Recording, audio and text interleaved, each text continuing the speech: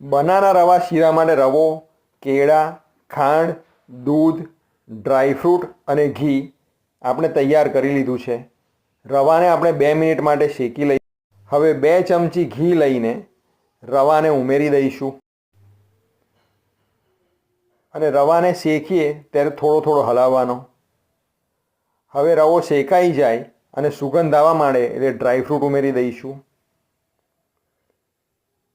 અને હવે આપણે 2 કેળાને નાના ટુકડા કરીને ઉમેરી દીધા છે. હવે આપણે રવાથી અઢી ગણું દૂધ ઉમેરવાનું છે અને એને એકદમ સરસ રીતે મિક્સ કરવાનું. દૂધ ગરમ ઉમેરવાનું, ઠંડુ દૂધ ઉમેરવું નહીં. અને છેક છેલ્લે ખાંડ ઉમેરવાની, વચ્ચે ખાંડ ઉમેરવાની નહીં. અને કેસરના તાંતણા ઉમેરીને આપણે એકદમ સરસ મજાનો રવાનો શીરો ખાઈશું.